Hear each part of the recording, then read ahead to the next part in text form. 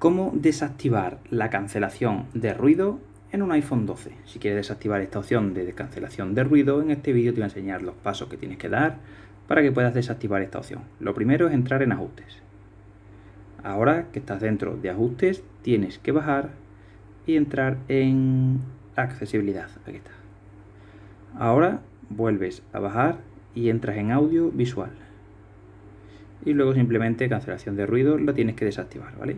Y así de sencillo es, así como puedes desactivar cancelación de ruido en un iPhone 12. Hasta la próxima.